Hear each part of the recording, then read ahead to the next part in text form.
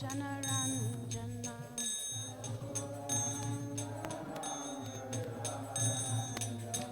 Yamunatira Vanachari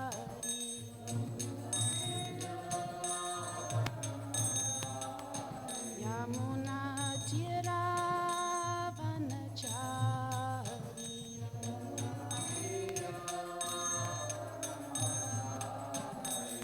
Jaya Radha Madhava Kunja Bihari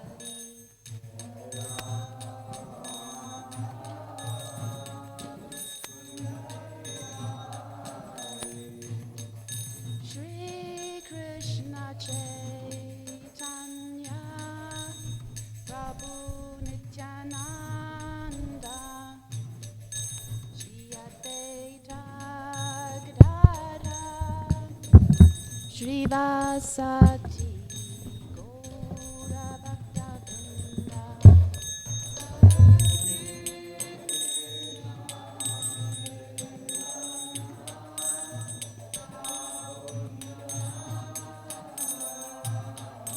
Shri Advaita Gadadhara Shri Vasati Gaura Bhakta Vrinda Hare Krishna Krishna Krishna Hare Hare Hare Rama Rama Rama Hare Hare Krishna Hare Krishna Krishna Krishna Hare Hare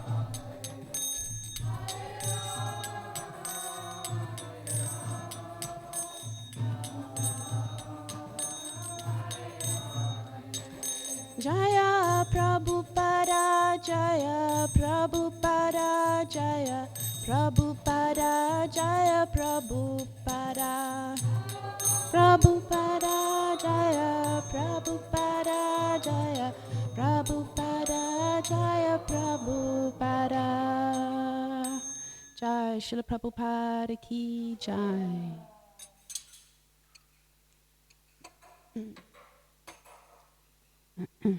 Om Namo Bhagavate Vasudevaya Om Namo Bhagavate Vasudevaya Om Namo Bhagavate Vasudevaya Reading from the Bhagavad-gita as it is, chapter 2, verse 11. Shri Bhagavan Uvacha Asochan Anvashochastvam Pragnavadamscha Bhashashi Gatashun Agatasumscha Nanu Shochanti Pandita Shri Bhagavan Uvacha Ashochan Anvashochastvam Pragnavadamscha Bhashasi Gatashun Agatasumscha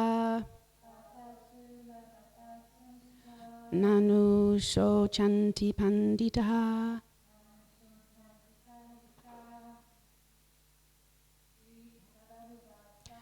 Shri Bhagavan Uvacha Ashochan Anvashochastvam Pragnavadamscha Basashe Gatashun Agashumscha Nanu Shochanti Panditaha Shri Bhagavan Uvacha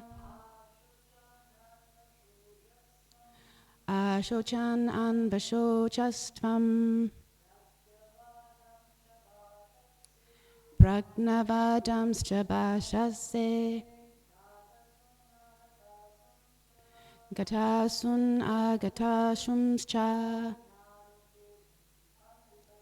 Nanu Shochanti Pandita. Okay, translation and purport by His Divine Grace A.C. Bhaktivedanta Swami Prabhupada. The Supreme Personality of Godhead said, while speaking learned words, you are mourning for what is not worthy of grief. Those who are wise lament neither for the living nor for the dead. Purport. The Lord at once took the position of the teacher and chastised the student, calling him indirectly a fool. The Lord said, you are talking like a learned man, but you do not know that one who is learned, one who knows what is body and what is soul, does not lament for any stage of the body, neither in the living nor in the dead condition. As explained in later chapters, it will be clear that knowledge means to know matter and spirit and the controller of both. Arjuna argued that religious principles should be given more importance than politics or sociology, but he did not know that knowledge of matter, soul, and the Supreme is even more important than religious formularies. And because he was lacking in that knowledge, he should not have posed himself as a very learned man. As he did not happen to be a very learned man, he was consequently lamenting for something which was unworthy of lamentation. The body is born and is destined to be vanquished today or tomorrow. Therefore, the body is not as important as the soul. One who knows this is actually learned, and for him there is no cause for lamentation, regardless of the condition of the material body.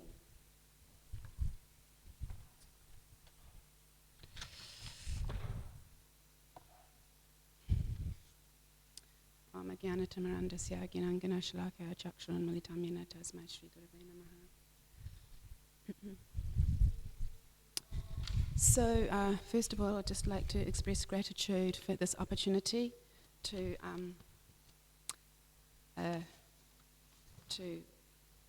deliberate on and share my thoughts on this Bhagavad-gita verse, as it is spoken by the Supreme Personality of Godhead to his dear devotee Arjuna, and translated into my language by Srila Prabhupada for my understanding. So, just to express my gratitude. So, the verse begins, Shri Bhagavan Uvacha, and this is significant because this is just as Krishna is answering Arjuna. He's now become Arjuna's teacher. So previous to this, he was the friend of Arjuna, and he was the charioteer. He was acting in a service role. But now he's becoming the teacher. And we know that Krishna likes to be in that subservient role of with his devotees. He loves to be Damodar. He likes to be Madhava, or the charioteer of Arjuna. But at this point, he's actually happy to also become the teacher of Arjuna. And so Arjuna says, "O infallible." So earlier on, Arjuna is saying, "O infallible one," when Krishna is acting as the charioteer, Arjuna is saying, "Please draw my chariot between the two armies so that I may see those present here who desire to fight and with whom I must contend in this great trial of arms." And then Krishna drew the chariot between the two armies, and out of despair, then out of despair now, after Arjuna has seen what's happening, he's now submitted to Krishna, saying, now I'm confused about my duty, I've lost all composure because of miserly weakness, and in this condition I'm asking you to tell me for certain what is best for me. Now I am your disciple and a soul surrendered unto you, please instruct me. Then Krishna smiles, and in the Nectar of Devotion we hear about all Krishna's different smiles. So that's why we can understand that he was happy about this. He was happy to take the position of Arjuna's teacher. And in this verse it says Bhagavan Uvacha, so when Prabhupada has explained in lectures of this verse, he says that nobody can surpass the knowledge of Bhagavan. Bhagavan has 6 opulences and he's full. So it's significant that the verse begins with Bhagavan Uvacha because it immediately establishes the authority of Krishna. Now, in the purport, Srila Prabhupada explains that Krishna is saying, you're talking like a learned man, but you do not know that one who is learned knows the difference between the body and the soul. That's the definition of a wise person, that they know the difference between matter and spirit. And so this distinction between matter and spirit is a strong theme of the Bhagavad-gita. In chapter 10, Krishna says, of sciences, I am the science of the self. Now, in science, we learn hydrogen, helium, lithium, beryllium, boron, carbon, nitrogen, oxygen. I don't know if you did that in South America, but in our countries, we learned about the periodic table, and it's an analysis of energy. And so, similarly, in chapter 7, in verses 4 and 5, Krishna says, Bhumir apo nalo vayu kamano bodhya evacha, earth, water, fire, air, ether, mind, intelligence, and false ego. Altogether, these 8 constitute my separated material energies. So this is also an analysis of the material energies. But then, in the next verse, he says, Apareyamitastvanyam prakritim vidhi me param jiva bhutam mahabaho yayedam daryate jagat.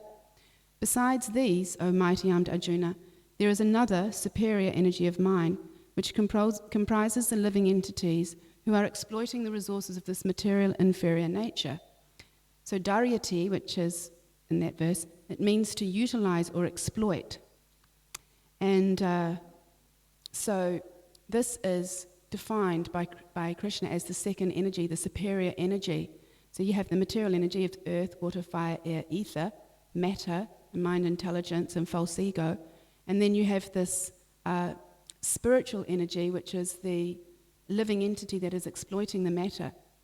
So this is Krishna. He's explaining how the soul within matter is exploiting matter. And then, directly after that, in that 7th chapter, Krishna explains how he is the origin and the dissolution of all that is material and spiritual, and that everything rests on him like pearls strung on a thread, which Srila Prabhupada explains is the all-pervasiveness of Krishna by his multi-energies, both material and spiritual. So this is quite a bigger picture. So this is Krishna. So this is Krishna explaining how the matter, and then there's the matter, and then there's this living entity within the matter, and then he explains how he is the origin and dissolution of all that is material and spiritual. So then we can think about physics. So physics is another science that explains how we learn. The first principle is that energy is not created or destroyed, it's transformed. So, for example, a demolished house, the house is made up of brick, compressed matter into a brick. And then the demolished house is decompressed rubble. And the observation of transformation of energies is this matter that's transformed into a different type. It's not actually destroyed, it's just transformed into a different type of matter. The particles have, it's a gross example, but the particles have expanded and now it's become rubble, right? So this is an observation of the transformation of energies.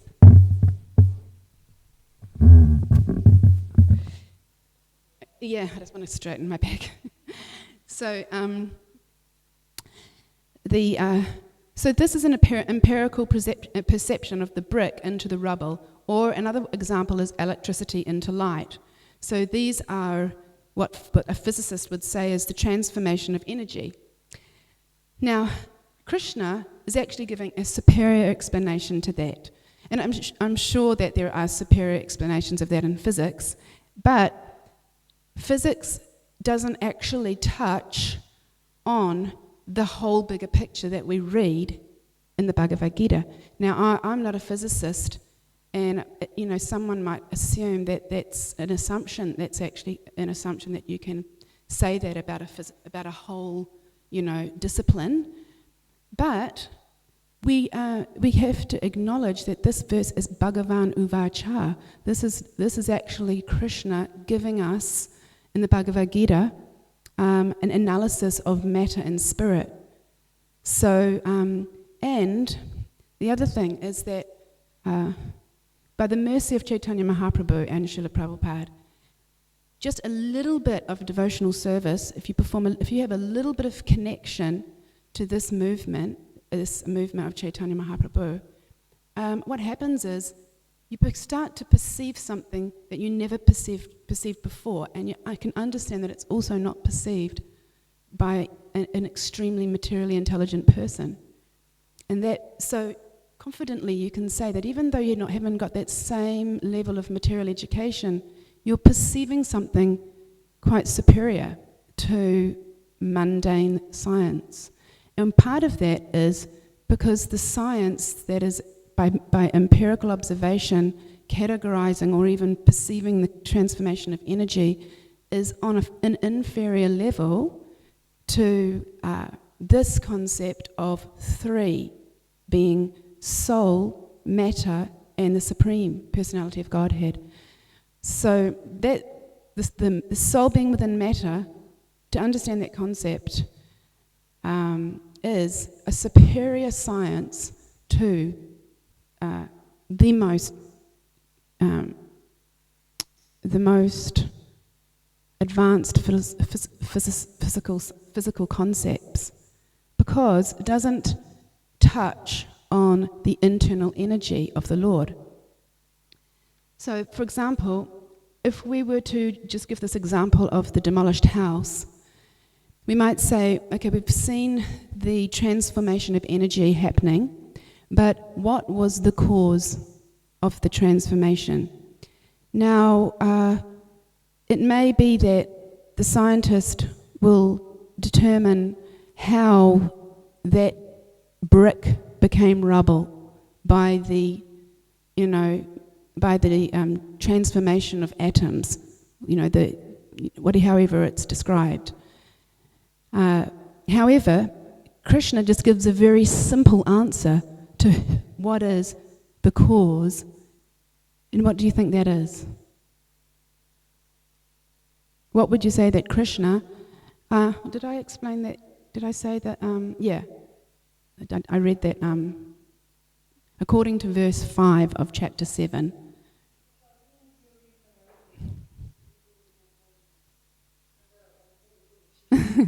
Yeah, okay. What about according to verse 5 of chapter 7? What would be the cause in that context?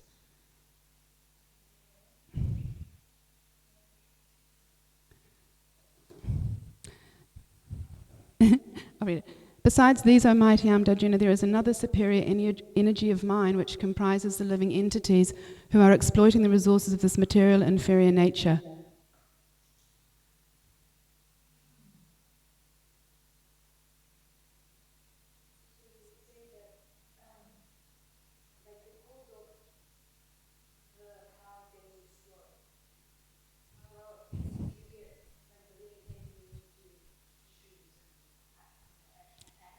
Exactly, yeah. Yeah, exactly. So you would say that the cause is the person sitting on the excavator. Okay, so the person who's sitting on the excavator is the cause of the demolition. Because he's actually the one who's destroying the house. Now, it seems really obvious, but if you apply that to all manifestations, and that's what Krishna is saying in the Bhagavad-gita, that everything is actually a manipulation by the living entity in this material world. This material energy functions by the manipulation of the living entity. And so that is the direct cause, but the indirect cause, of course, is your first answer, is Krishna.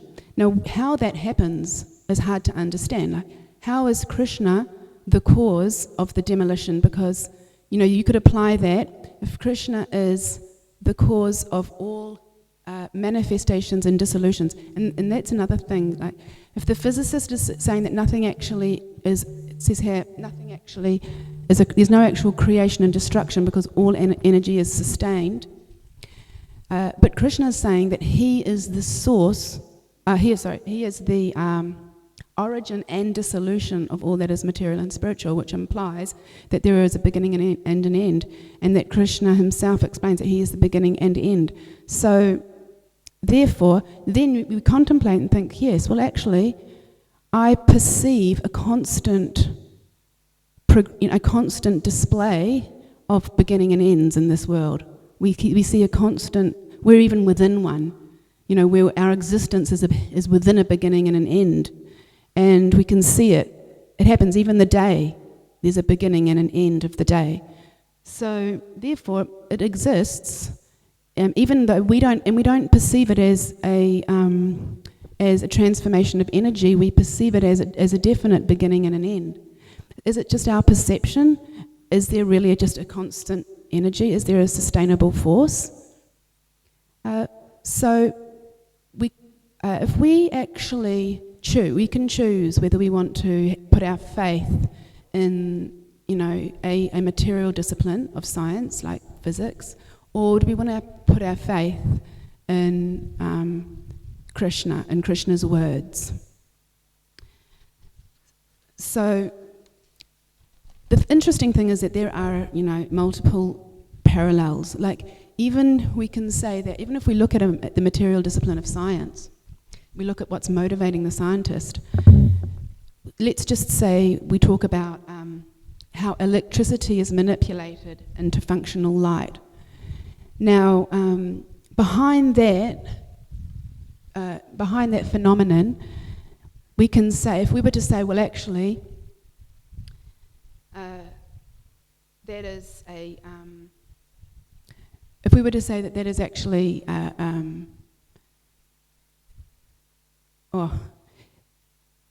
Let's just say that the scientific community, they might proudly say that actually that is genius. That is a genius that the electricity has manipulated into functional light. That is an advanced level of contemplation of energy.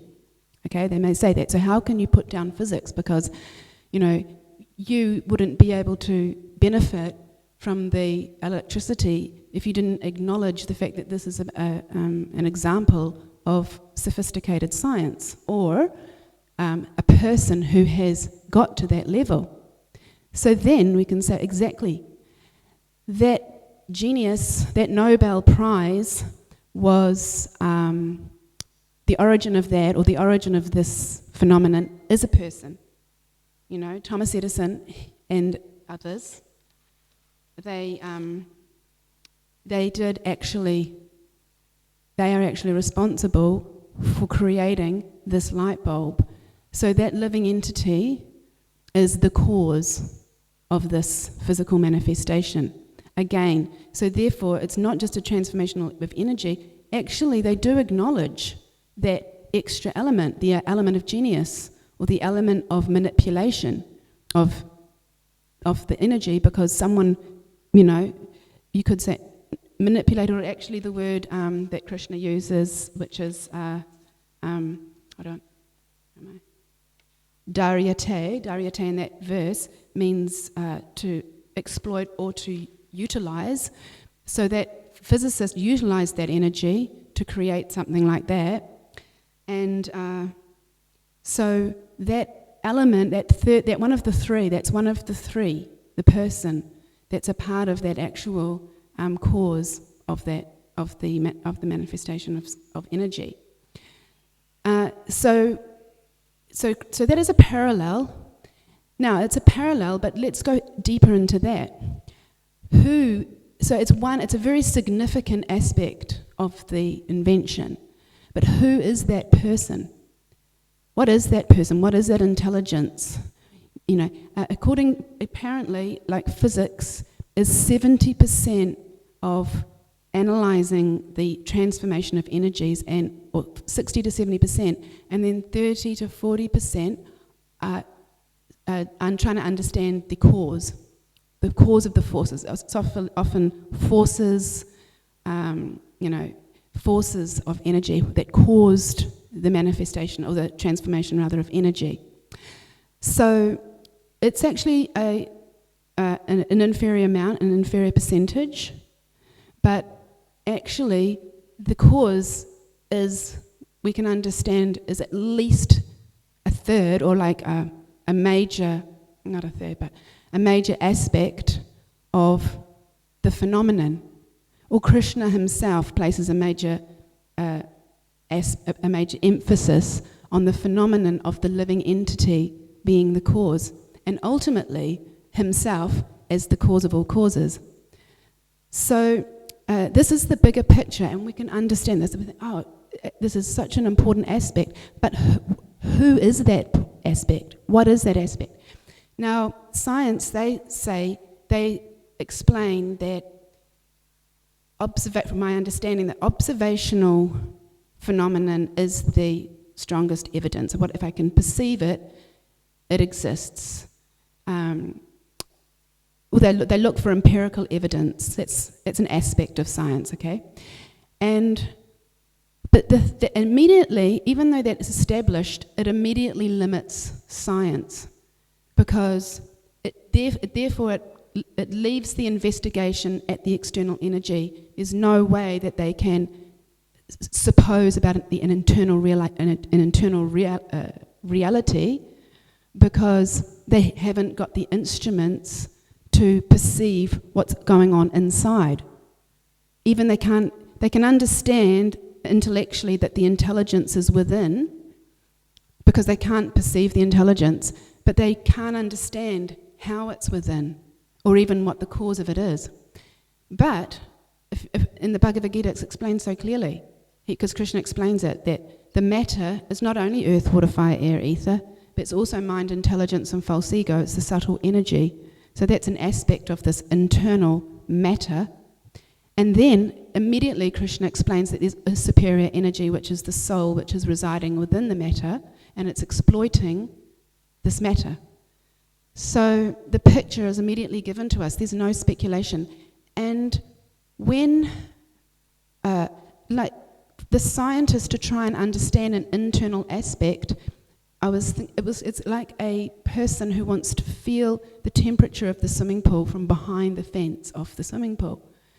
They can't actually get in, because by the nature of how these disciplines are structured or framed, they can't go in, because they don't accept a supernatural authority. They only accept something that is a material instrument as defining the evidence.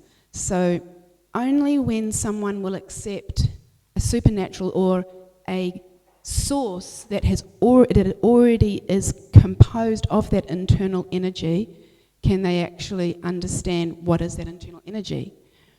And we can, so we have a glimpse of it.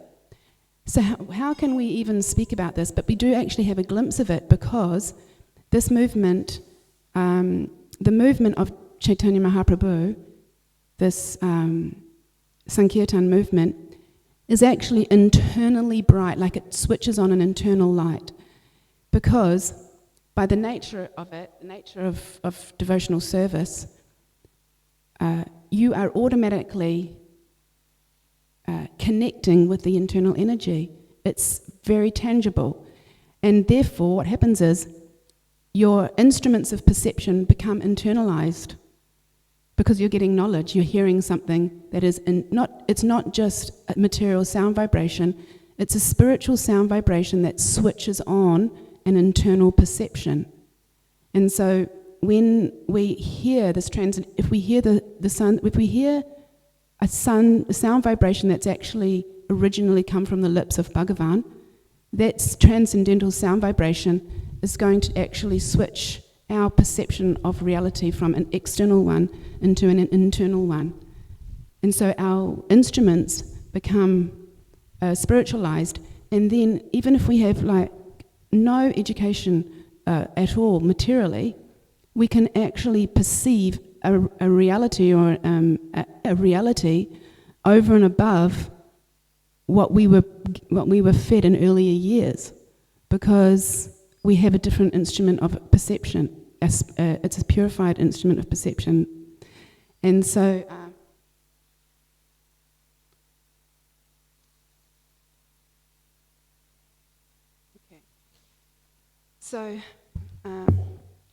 So now, so in this verse, Arjuna is, so this is this analysis between matter and spirit is what Krishna is referring to in this verse. He's saying that if you were actually wise, you wouldn't be lamenting, because you would understand. Then Prabhupada explains that wisdom is actually to understand the distinction between spirit and matter. So, so how would this wisdom then, therefore, rid one of lamentation? How would the wisdom of understanding the difference between spirit and matter actually mean that one would not lament about anything? Because Krishna is saying no one laments for either the living or the dead. There's no lamentation for someone who actually understands, who has knowledge of this distinction between spirit and matter. So how can we understand that? So going to a lecture that Prabhupada gave in 1966, Prabhupada was explaining that about consciousness, and that consciousness, the difference between material consciousness and spiritual consciousness. And he was saying that the body, which is made up of earth, fire, air, sky, and the subtle body, which is mind, intelligence, and ego. So what happened, he was explaining this difference between the gross body and the subtle body in a very practical way, because he was talking about what happens at the time of death. So when we give up this gross body, the subtle body carries one to another gross body. Okay? Now, explaining it like this, that the air passing over a rose means that the air carries the fragrance, the sweet fragrance of the rose. And similarly, the air passing over something filthy, even though the air is pure, but because it passes over a certain condition, it carries that flavour of that rotting thing. So that this example he gives of the mind and the intelligence and the ego, so that mind, that subtle element of ourselves, carries the soul, just like the air carries the fragrance, carries the soul to the next body.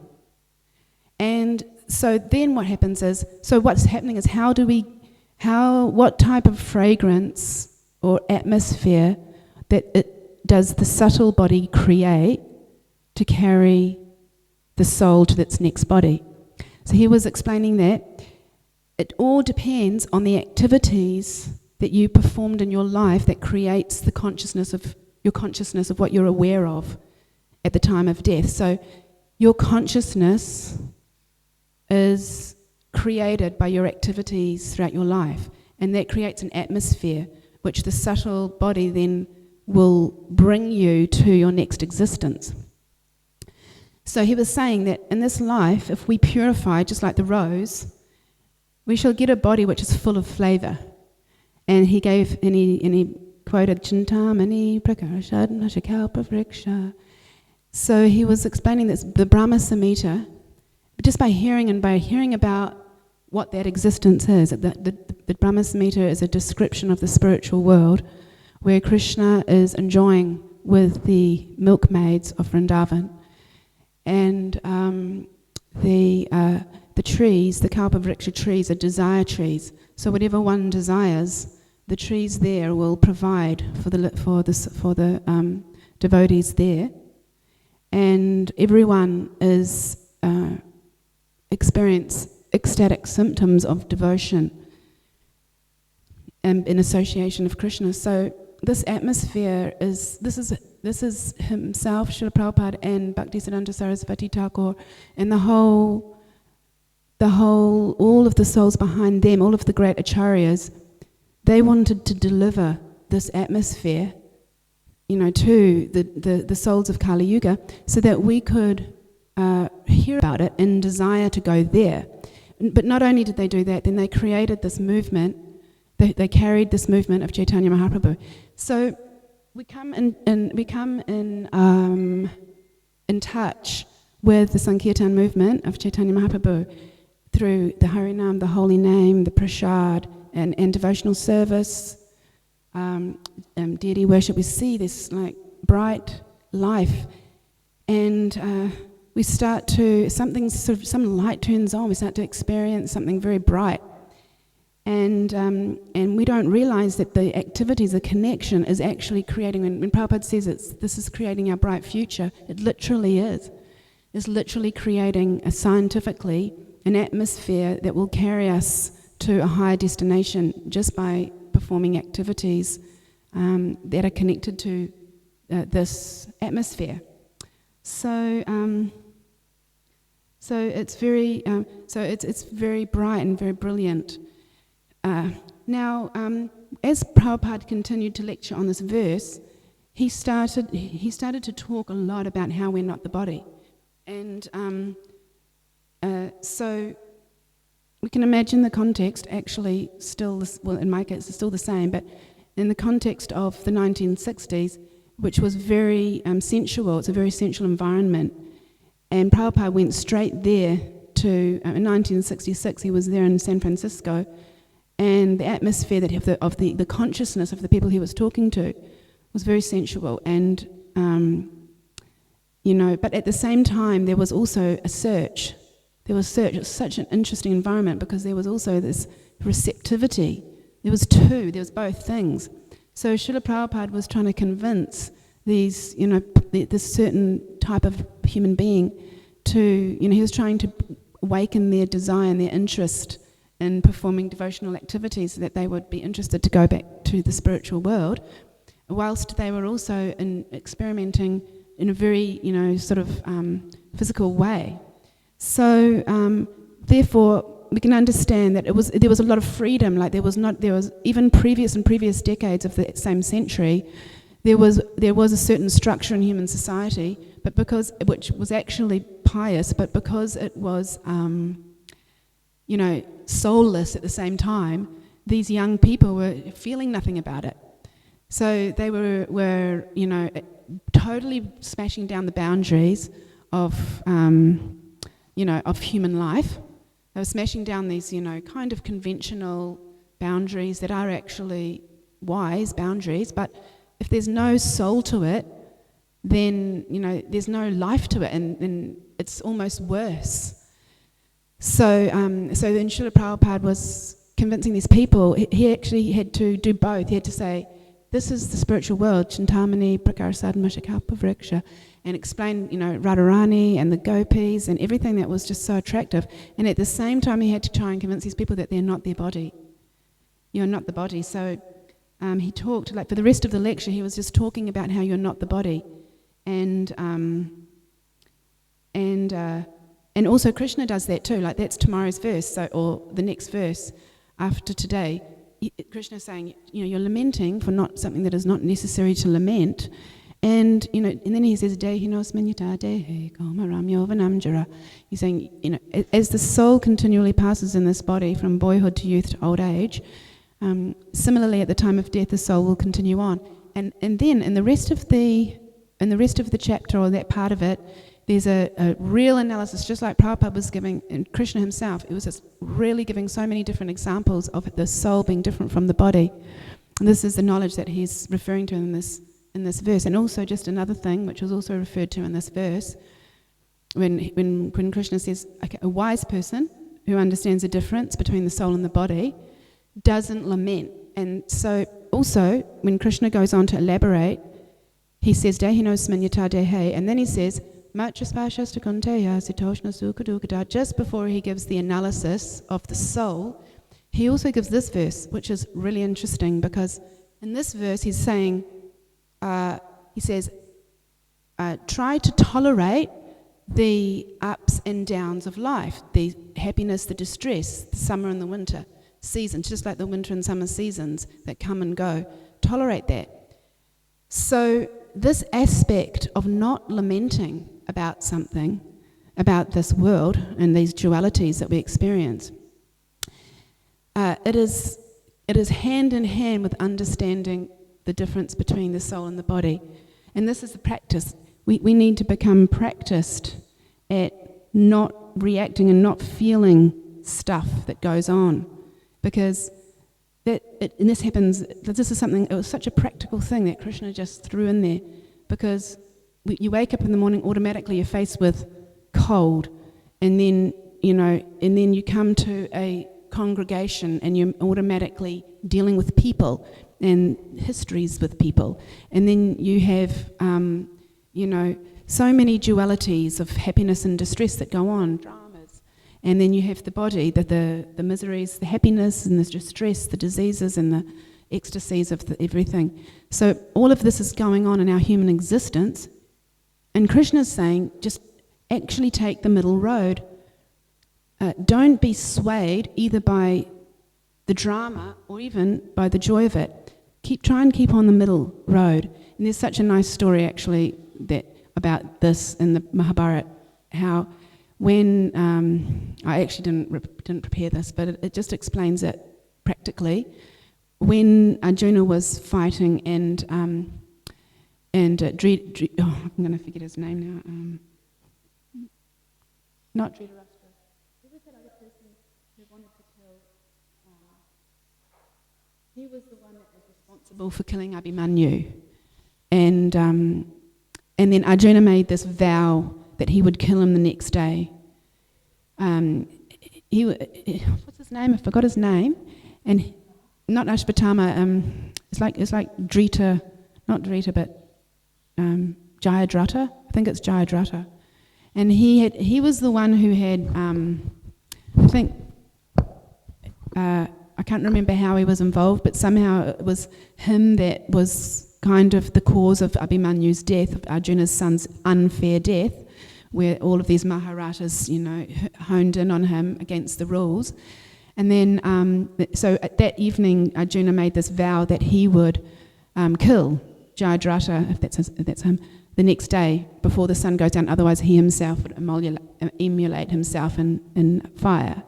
So actually, this was alarming for Krishna, would you believe? And the Mahabharata explained that Krishna was actually, even though he's the cause of all causes and he knows everything, but he was showing symptoms of, what would you say, a highly strung strategy here, because Arjuna was, true to his word, and if he actually did that, that would probably be the end of the battle, because for so many reasons. So Krishna needed Arjuna to be preserved in this battle. So what happened was, Arjuna made this thing, and everyone heard this vow from the other side, so they spent the whole day of fighting, protecting this Jayadratha. The whole army was focused on protecting Jayadratha from Arjuna. And Arjuna was just destroying, flanks of armies and soldiers, to get to Jayadratha. And he was actually pretty much very close. It was very, very close. And then what happened was Krishna actually tricked Jayadratha, because he got his Sudarshan chakra, and which also just shows how powerful these armies were. Even the opposite army was so powerful that they were able to, right up to the end of the day, they were able to keep Arjuna at bay, even though Krishna was the charioteer. So Krishna actually had to intervene. He got his Sudarshan chakra, and he shielded the sun. So the sun was shielded, and it seemed like the sun had set. And then, so the army immediately saw the sun, and they immediately threw up their weapons in joy, because they knew that Arjuna would stick to his word, and that was the end of Arjuna. So they all joyfully, praised and dropped their weapons, everyone, including Jayadratha.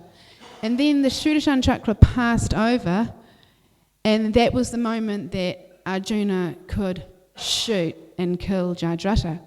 So this example is given of joy. Like if someone actually, and this happens to us too, when we become elated, often what's followed is, a fall, because we lose our balance. And Krishna is saying, a wise person doesn't lose perspective of the goal, even if there's, despite the joys and despite the sufferings.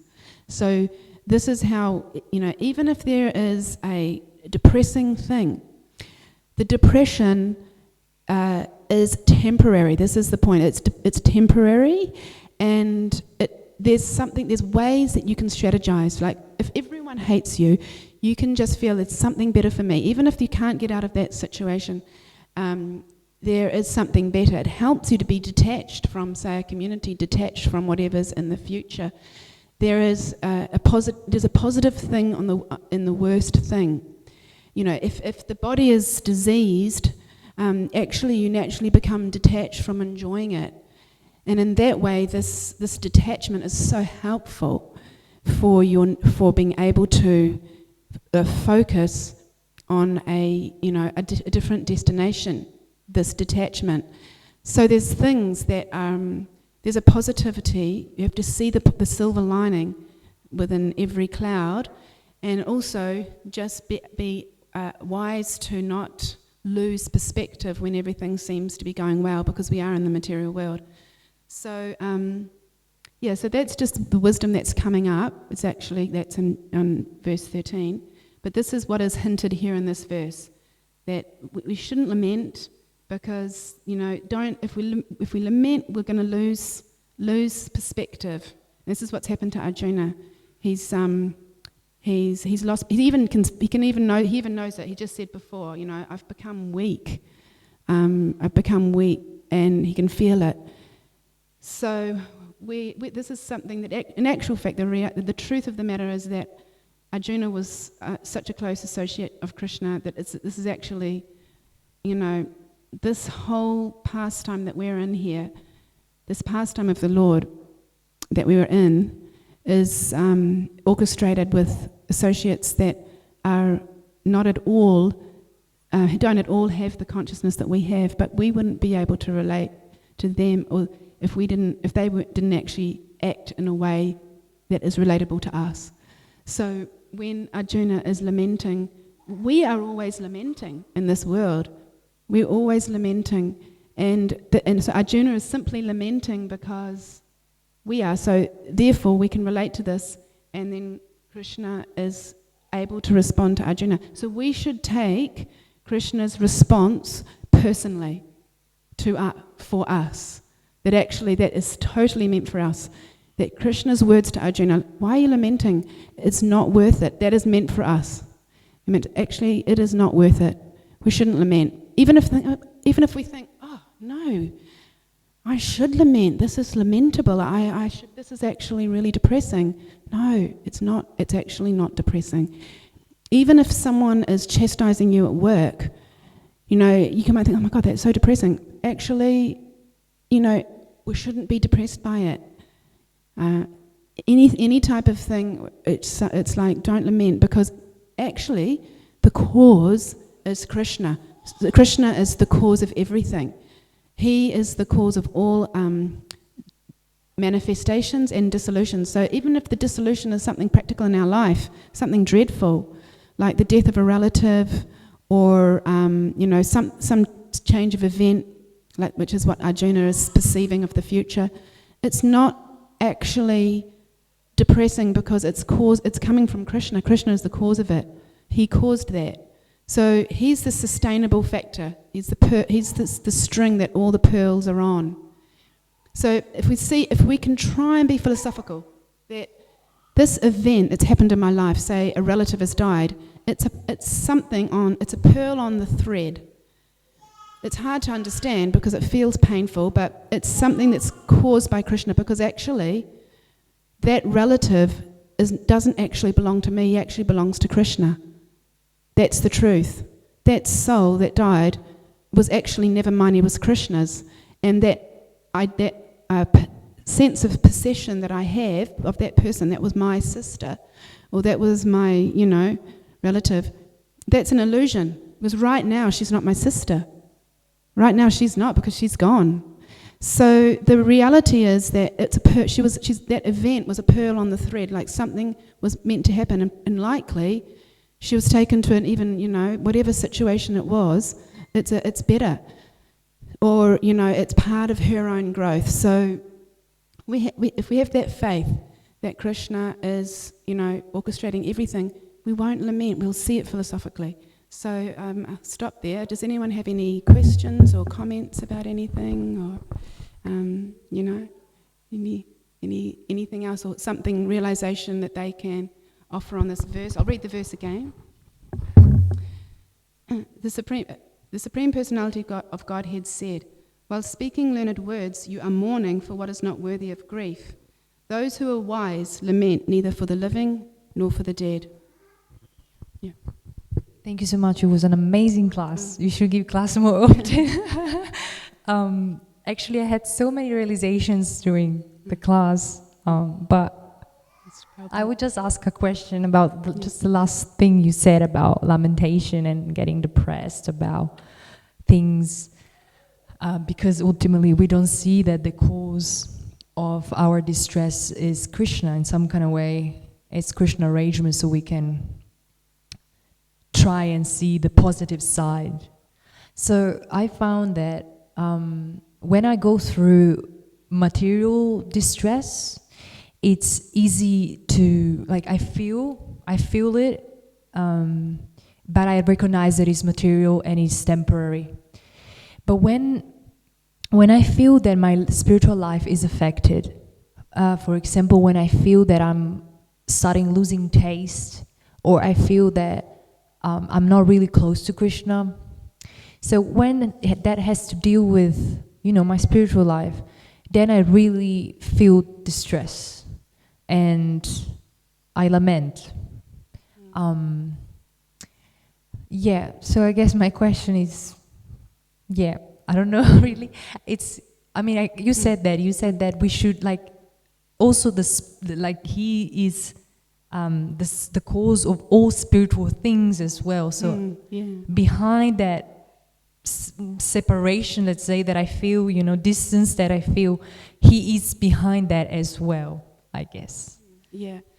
Well, yes. So lamentation, the lamentation that you're describing, for example, is, say, something that you are is related to your spiritual life. You can see that, let's give an example that you left your spiritual practices and returned to your other life, and then after some time you realize that you had left something, and so you start to lament, right? So that's an example, perhaps, of lamenting for your spiritual life, So you might think, well, that's not a bad lamentation, because by lamenting, what did I give up?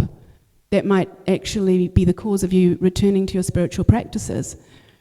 So, but at the same time, that lamentation, any type of lamentation that brings you to a spiritual platform is actually not lamentation. It's not a lamentable thing because it's brought you to the spiritual energy. But perhaps your question is, isn't there a place for lamentation in spiritual life? Yeah, like while you're even practicing spiritual life, isn't there a place for it? Like, is it fair to be sad in those moments? Something like that. Yeah, like you're actually practicing and, something comes up that's an obstacle and you lament about it. Well, I think the answer is no. The wise person doesn't lament.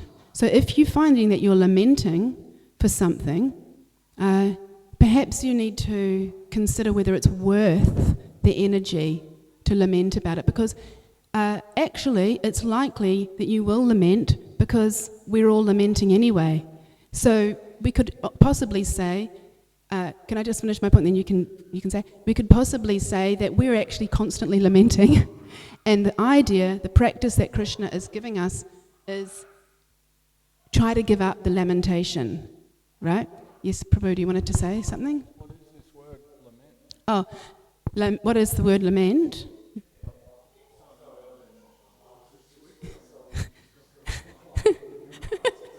Okay. Do you seriously mean, like what is meaning? Or are you just saying because you've come from Bali, then,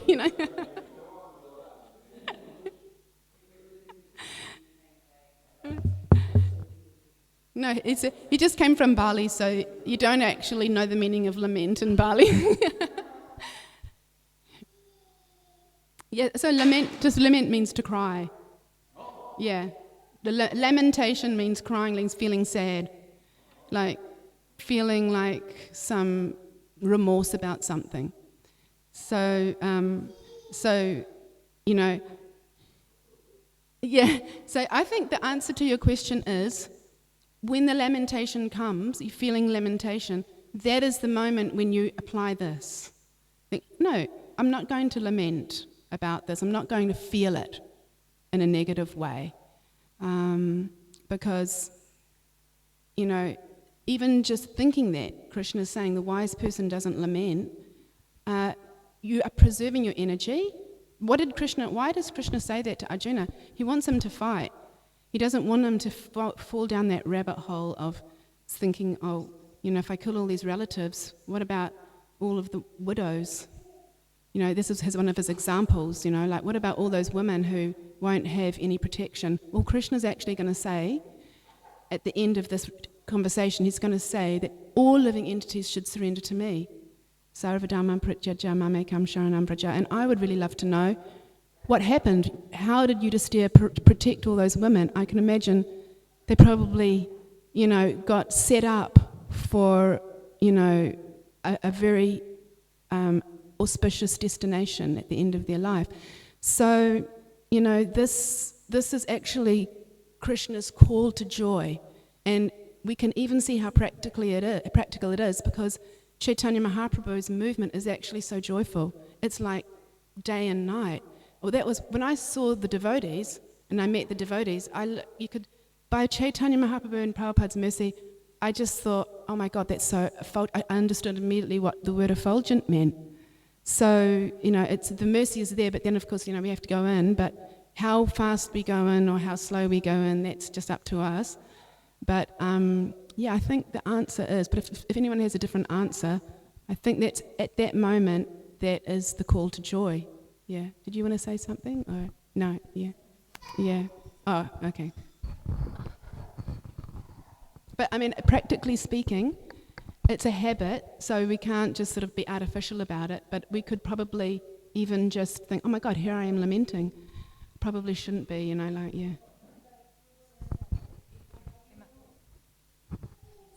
Just to conclude, I'm trying to understand.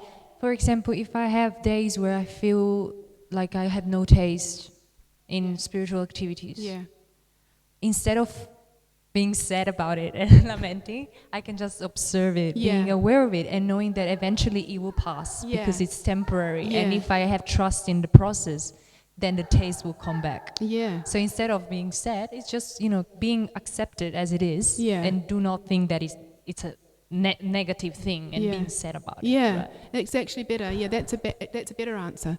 Yeah, that. I think everyone would have heard that, right? Yeah, that's actually a really good answer. Yeah, thank you. Yeah, because actually, you know, it does. You can feel it actually, but yes, to become to observe it as something that is temporary. That's cool. Yes. Yeah. Part of it like regret or remorse, you know, like, but that's in the past. And so, is it more just like bringing yourself to the now? Oh yeah. Yeah. Yeah. Is that a sense of? Well, in this case, Arjuna was lamenting about the future, what was going to happen in the future. So it's a little bit of past and future. Yeah, so lamenting about the past. I mean, there's a verse that Bhaktivinoda Thakur says, you know, forget the past, it sleeps, nor of the future dream at all, but live in times that are with thee, and progress ye shall call. So that is also, you know, in relation to not lamenting about the past. So yeah, it's like part of that too. Yeah, bringing yourself into the present. Yeah, that's right. Yeah, thank you. In my understanding, another definition of lamentation is that you had a certain desire and this is not fulfilled, therefore you lament. But at the same time, there's a saying that Krishna fulfills all your desire. But seemingly, I don't know, it seems like that lamentation is kind of necessary to be detached from this material world, knowing that it's not designed to be perfect. But at the same time, there's a saying that Krishna fulfills all your desire. So how do we understand both points? Right, so are you saying that we have a desire and then we might lament if it's not fulfilled, but even though Krishna fulfills the desires, we also need a sense of detachment. So, because it seems like that lamentation is kind of necessary to be detached from this material world. If everything is perfect, it's not easy to detach. But at the same time, Krishna fulfills all your desire. So I don't know, it's hard to connect both. Yeah. Well, I guess if we just teased it out a bit, Krishna doesn't fulfill all of our desires when we want it. So often our lamentation is during the interim period before it's been fulfilled. It hasn't come yet. So, you know, even if you have material desire and you have faith that Krishna fulfills all your desire, you needn't lament, because then therefore Krishna is going to fulfill it at some point if you hold on to that desire. I think possibly what you're saying is that the purpose of lamentation can be positive if it helps you become detached from your desires, because we do understand that even though Krishna can fulfill all of our desires, he doesn't necessarily want to fulfill the desires because he has something better for us. So that's the kind of the underlying point of this philosophy. So that's when lamentation could be positive, because you'll lament, I never got this thing, Krishna, so maybe I should just surrender to you because I never got that thing. I imagine that Krishna will be like, yeah, okay, that sounds good to me. You know, but yeah. So, anyone else have anything? Did you want to say anything about? Yeah. Thank you. So I like to dissect things a little bit just to make sense of it. And sometimes I tend to overthink things, so you can always just say, let's just leave it. Okay. So you gave an example of, can you hear me now? Yeah. You gave an example of like the death of someone, which is quite powerful in emotion for individuals. And, you know, sometimes, you know, I think emotions are there for a reason to help us process and evolve. And I like to think that, you know, our joys and our struggles in life actually bring us closer to Krishna as well. Yeah. So there's purpose in that.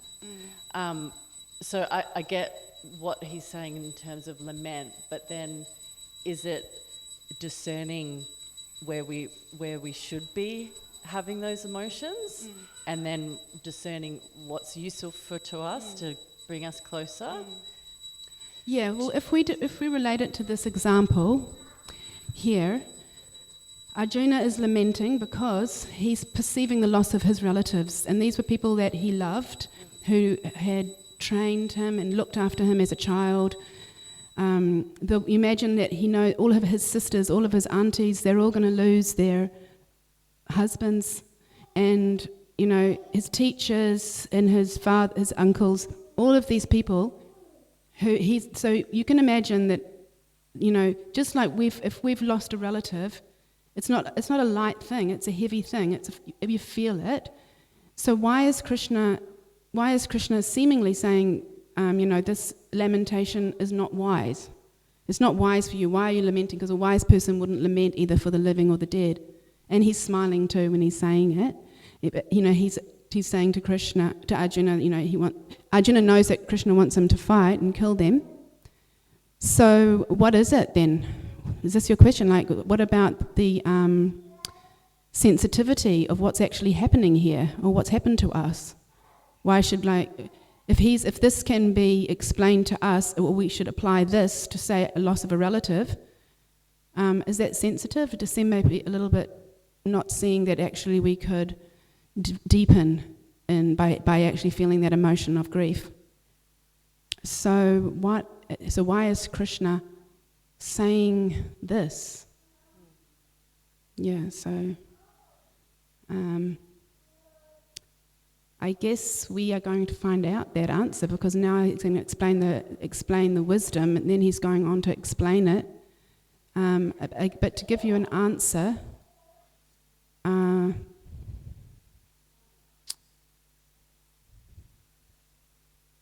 I could only perhaps say that at the time of death, we are surrounded by our loved ones, and it may be discerning as we're leaving them.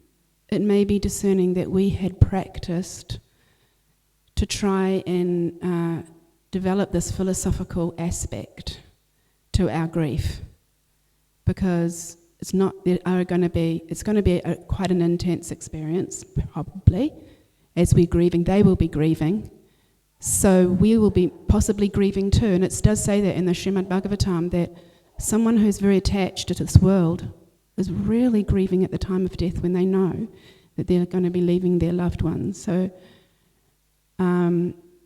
possibly this is a call of Krishna to try and develop this sense of philosophy behind our feelings, so that we can have that strength. It's sort of come to mind, but I don't know. I hope I haven't come across as insensitive, and no. I'm sure that on the battlefield Krishna was saying it in a very sensitive way to Arjuna. I think he was actually, but I know, I hope that the answers will be here too. So yeah, thank you for your depth. Yeah. Okay, Srila Prabhupada ki jai.